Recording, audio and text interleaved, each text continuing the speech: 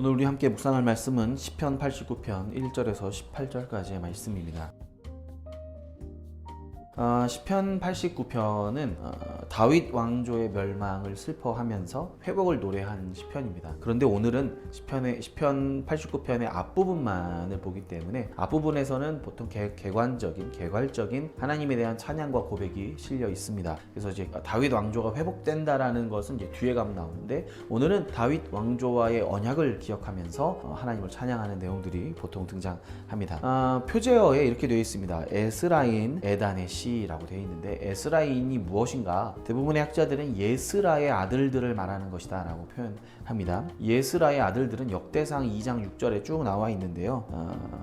시므리, 헤만, 갈골, 다라 요 형제들 사이에 에단이라고 하는 사람이 있었던 겁니다. 근데 여기 이름 중에 특별히 헤만이라고 하는 이름은 예배를 주관하는 찬양대를 조직하고 운영했던 대장의 이름이 등장하는 것을 보아서 예배를 섬기던 형제들 이란 뜻으로 에스라인이라는 이름이 붙어 있었던 것 같습니다. 그래서 에스라의 아들들 찬양하는 사람들 중에 에단의 시입니다. 에단이 만든 노래입니다 라는 뜻이 됩니다. 앞부분은 하나님의 능력과 하나님의 약속, 특별히 인자와 성실이 어떤 것인지에 대해서 찬양하는 내용이 등장하니까요, 주의해서 한번 같이 읽어보겠습니다. 내가 여호와의 인자하심을 영원히 노래하며 주의 성실하심을 내 입으로 대대에 알게 하리다. 내가 말하기를 인자하심을 영원히 세우시며 주의 성실하심을 하늘에서 견고히 하시리라 하였나이다. 주께서 이르시되 나는 내가 택한 자와 언약을 맺으며 내 종 다윗에게 맹세하기를 내가 내 자손을 영원히 견고히 하며 내 왕위를 대대에 세우리라 하셨나이다. 여호와여, 주의 기이한 일을 하늘이 찬양할 것이요 주의 성실도 거룩한 자들의 모임 가운데서 찬양하리이다. 무릇 구름 위에서 능히 여호와와 비교할 자 누구며 신들 중에서 여호와 같은 자 누구리이까? 하나님은 거룩한 자의 모임 가운데에서 매우 무서워할 이시오며 둘러있는 모든 자 위에 더욱 두려워할 이시니이다. 여호와 만군의 하나님이여, 주와 같이 능력 있는 이가 누구리이까? 여호와여, 주의 성실하심이 주를 둘렀나이다. 주께서 바다의 파도를 다스리시며 그 파도가 일어날 때에 잔잔하게 하시나이다. 주께서 라합을 죽인 당한 자 같이 깨트리시고 주의 원수를 주의 능력의 팔로 흩으셨나이다. 하늘이 주의 것이요 땅도 주의 것이라. 세계와 그 중에 충만한 것을 주께서 건설하셨나이다. 남북을 주께서 창조하셨으며 다볼과 헤르몬이 주의 이름으로 말미암아 즐거워하나이다. 주의 팔에 능력이 있사오며 주의 손은 강하고 주의 오른손은 높이 들리우셨나이다. 의와 공의가 주의 보좌의 기초라. 인자함과 진실함이 주 앞에 있나이다. 즐겁게 소리칠 줄 아는 백성은 복이 있나니 여호와여, 그들이 주의 얼굴빛 안에 다니리로다. 그들은 종일 주의 이름 때문에 기뻐하며 주의 공의로 말미암아 높아지오니 주는 그들의 힘의 영광이심이라. 우리의 뿔이 주의 은총으로 높아지오리니 우리의 방패는 여호와께 속하였고 우리의 왕은 이스라엘의 거룩한 이에게 속하였기 때문이니이다. 아멘. 89절 1절 말씀에 에스라인 에단의 마스길은 교훈, 가르침이라는 뜻의 표제어입니다. 1절 말씀, 내가 여호와의 인자하심을 영원히 노래하며 주의 성실하심을 내 입으로 대대에 알게 하리이다, 이렇게 되어 있습니다. 시작부터 노래하는 내용이 딱 나오는데, 여호와의 인자하심을 영원히 노래하고 주의 성실하심을 내가 대대에 알게 하겠다, 이제 이렇게 표현합니다. 여호와의 인자하심과 성실하심, 굉장히 중요한 단어들입니다. 여호와의 인자하심이란 말은 인자하다, 온화하다라는 뜻이라기보단 인자는 헤세드, 하나님의 사랑하심 이라고 이해하시면 됩니다. 인자와 하나님의 사랑하심과 성실하심, 성실하다는 말은 에메트라고 하는데, 이 에메트라고 하는 말은 에무나, 이 히브리어 유명한 말이죠. 믿음, 신실함이란 말과 같은 뜻입니다. 그러니 다시 말하면 믿을 만한 이런 뜻이 됩니다. 하나님의 사랑과 하나님의 신실하심, 하나님의 인자와 성실이란 말은 하나님의 사랑과 하나님의 성실하심이란 말은 faith, 그러니까 믿을 만한, 이런 믿으심, 믿을 만하다, 이 사람이 정말 굉장히 신뢰할 만하다라는 약속을 잘 지킨다 라는 뜻입니다. 하나님의 사랑과 그가 약속을 잘 지키심이 찬양받기에 합당하다는 뜻입니다. 이 내용을 계속 찬양하는데요, 2절 말씀에 내가 말하기를 인자하심을 영원히 세우시며 성실하심을 하늘에서 견고히 하시리다 하셨나이다. 같은 말이죠. 하나님의 인자하심과 하나님의 성실하심이 너무너무 중요하고 견고하고 튼튼하고 영원하다라는 말을 하고 있는 것입니다. 하나님께서 먼저 우리를 사랑하셨고, 하나님의 헤세드, 하나님의 인자가 영원하단 말은 하나님은 먼저 우리를 사랑하신 하나님, 사랑이 여기 있음에 하나님 하나님이 우리가 주를 먼저 사랑한 것이 아니요 하나님이 우리를 먼저 사랑하셨다는 것이 사랑의 핵심입니다. 하나님께서 먼저 사랑하셨고 하나님께서 오늘 말로 하면 성실하십니다. 그 말은 하나님은 약속을 잘 지키십니다 라는 뜻입니다. 여기가 우리의 근거입니다. 하나님이 우리를 사랑하셨고 하나님 당신께서 스스로 하신 약속을 우리에게 지키시는 분이심을 믿을 만한 분, 믿어도 되는 분, 그 믿음을 신실하게 이행하시는 분, 여기 이제 신약에 나오면 또 이제 거기까지 나오는데 이것이 우리 존재의 근거있죠. 어쩌면 이스라엘이라고 하는 민족의 존재 근거이기도 하면서 모든 피조 세계의 근거가 하나님이 사랑하셨고 하나님이 신실하게 약속대로 운영하신다는 것이 피조 세계가 존재하는 근거가 됩니다. 3절 4절 말씀, 주께서 이르시되 나는 내가 택한 자와 언약을 맺으며 내 종 다윗에게 맹세하기를 내가 내 자손을 영원히 견고히 하며 내 왕위를 대대에 세우리라 하셨나이다. 언약을 맺으며 맹세하셨다 이렇게 말합니다. 이것을 한마디로 말하면 다윗 언약이라고 합니다. 내 자손을 영원히 견고하며 왕위를 대대에 세우리로다. 예수님을 떠올리면 이 말씀은 성취가 되셨죠. 예수 그리스도가 죽으시고 부활하심으로 온 세계의 왕으로 높이 들리셨다 라는 것을 우리가 알고 있기 때문에 다윗 언약은 이렇게 완성되는구나. 우린 이 그림을 갖고 있습니다. 5절에서 말씀인데요. 쭉쭉 그냥 연결해서 이어보자면요.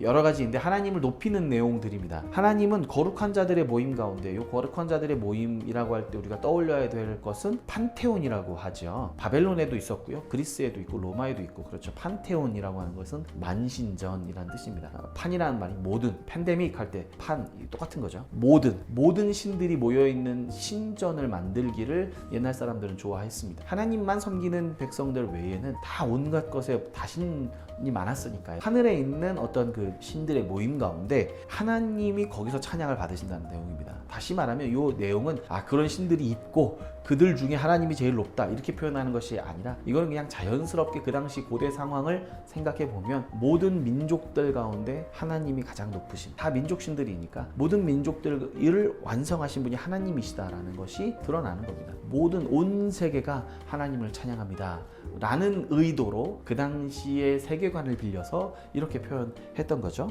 그러니 만군의 하나님이여 주와 같이 능력 있는 이가 여기 어디 있습니까? 주와 같이 능력 있는 신이 어디 있습니까? 주와 같이 능력 있는 존재가 어디 있습니까? 라는 말입니다. 그러니까 반대로 말하면 다른 모든 신이라고 불리는 것들은 다 아무것도 아닙니다 라는 뜻이 들어있는 것입니다. 그리고는 9절에 주께서 바다의 파도를 다 다스리신다라고 나와 있는데 그러면서 뭐라고 나왔냐면 라합을 죽임당한 자같이 깨뜨리셨다라는 말이 나옵니다. 라합이라고 하는 것이 우리 이제 라합 하면은 그 여호수아에서 정탐꾼을 도와주었던 그 라합인가 생각할 수 있는데 그렇지 않고요. 고대의 괴물 이름이 라합입니다. 그러니까 바다에서부터 올라오는 괴물이 이름이 라합이었습니다. 여기에 대해서 우리가 설명할 걸 많은데요. 바다로부터 괴물이 올라온다. 이것이 히브리 사람들의 생각이었습니다. 히브리 사람들의 생각에는 바다는 혼돈한 곳, 질서가 없는 곳, 예측이 불가능한 곳 이렇게 이해했던 것 같습니다. 아무래도 해양 민족이 아니었다 보니까 바다는 그런 곳이라고 이해했고 물은 혼돈의 상징이었습니다. 그러니 그 혼돈 가운데 괴물이 올라오고 이 괴물을 하나님이 무찌르시는 이 내용이 굉장히 중요한 하나님의 승리를 말하는 내용입니다. 그래서 하나님은 모든 혼돈을 제압하셨다. 이게 이제 이 사상이 이제 조금 더 이렇게 발전이 되면 요한계시록의 마지막 장면에 새하늘과 새 땅이 내려오는데 거기 콕 집어서 이렇게 얘기합니다. 거기에는 바다가 없더라 이렇게 얘기합니다. 혼돈이 없는 겁니다. 상징적으로 혼돈함이 없고 질서 가운데 꽉 잡혀있다 라는 뜻이 되게 됩니다. 그러니 혼돈과 상징이었던 라합을 하나님께서 무찌르셨다, 바다의 파도를 제압하셨다라는 말이 같은 말입니다. 그리고는 이 세상 모든 만물이 하나님으로부터 왔습니다 라는 고백이 실려 있습니다. 14절 말씀, 의와 공의가 주의 보좌의 기초라, 인자함과 진실함이 주 앞에 있나이다. 이 말씀이 아마 이 시편이 기자가 말하고 싶은 핵심 중에 핵심인데요. 의와 공의가 주의 보좌의 기초입니다. 주께서 다스리는 핵심 원리는 무엇이냐? 하나님 나라의 핵심 원리는 의와 공의입니다 라고 말하고 있는 겁니다. 하나님의 성품은 인자와 하나님의 사랑과 신실하심이고 그 하나님은 의로운 하나님이십니다 라고 지금 설명하고 있습니다.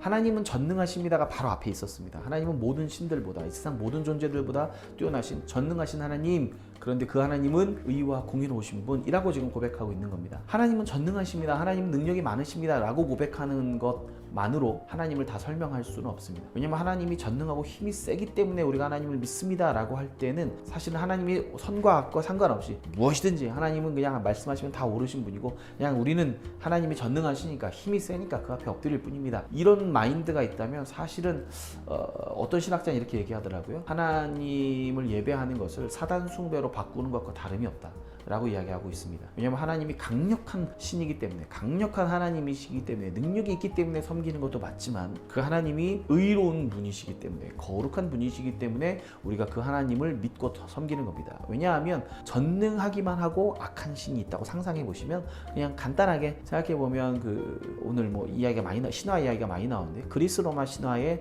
그 신들과 같이 변덕 부리면서 자기가 마음대로 행하고 악한 일을 행한다는 존재가 있다고 상상하는 것만으로도 굉장히 골치가 아파집니다. 근데 우리의 하나님은 전능하신 하나님이시면서 의를 공의로 다스리시는 하나님, 의로우신 하나님, 성품 자체가 거룩하신 하나님이십니다. 그것이 우리에게 참된 위로가 되고, 당시에 많은 혼란한 상황에 살고 있던 온갖 잡신들이 옆에 있는 상황 속에서 살고 있는 유대인 한 사람, 요 에단이라고 하는 이 사람에게 있어서 하나님이 의롭다, 공의로우시다라는 것은 굉장한 희망과 힘을 주었을 것입니다. 이 신들은 아무것도 아니고 우리는 하나님의 뜻대로 의롭게 살기만 하면 하나님은 심판하시고 언젠가 이 모든 것을 바로잡으실 것이라고 생각했던 것입니다. 필연적으로 하나님이 의와 공의가 있다라고 할 때 필연적으로 하나님은 바로잡으시는 과정이 있어야 됩니다. 그것을 심판이라고 표현합니다. 그런데 그 하나님은 의로우시기만 하냐? 그렇지 않고 인자와 신실함이 주 앞에 있습니다. 인자와 하나님의 사랑과 성실하심이, 약속을 잘 지키는 하나님,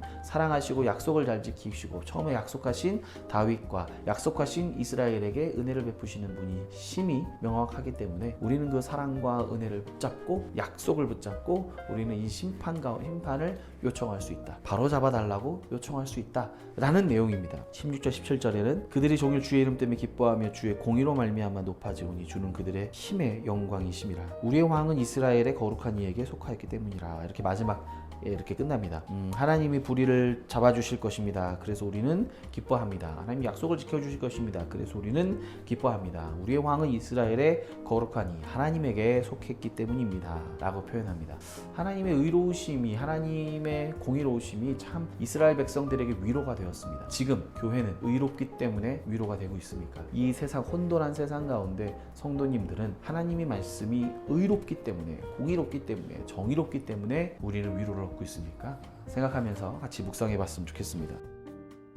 하나님은 전능하시면서 의로우십니다. 이 의로우신 주님과 동행합시다. 이 의로우신 주님 때문에 우리가 위로를 얻기를 소망합니다. 의로우신 주님, 주님이 의롭다는 것은 이 세상의 난잡하고 지저분한 이 세상의 도덕과는 비교할 수 없을 정도로 깨끗하고 하나님은 의로우시다라는 것이 핵심입니다. 근데 오히려 요즘 세대는 반대로 교회는 더럽고 자기 마음대로 하는 사람들이 많은 곳이라고 하는 어떤 인식들이 세상 사람들 안에 있는 것은 아닌가 생각이 들면서 조금 안타까운 생각이 듭니다. 하나님의 사랑과 신실하심이 우리 존재의 근거입니다. 주님의 사랑을 확신해 봅시다. 오늘 나는 주님이 나를 사랑하시고 나를 향한 하나님의 약속, 태초부터 지으셨던, 말씀하셨던 그 약속을 이루실 분이라는 걸 내가 믿고 있는가? 하나님 나 사랑하시고 나를 위한 놀라운 계획을 완성하실 분임을 내가 믿고 있는가? 이 확신 가운데 거하시기를 축복합니다. 기도하겠습니다. 전능하시고 의로우신 하나님, 하나님께서 우리를 사랑하시고 우리를 구원하시기로 약속하심에 감사를 드립니다. 주의 사랑과 언약 위에 오늘의 삶을 꾸려가게 하옵소서. 예수님의 이름으로 기도합니다. 아멘.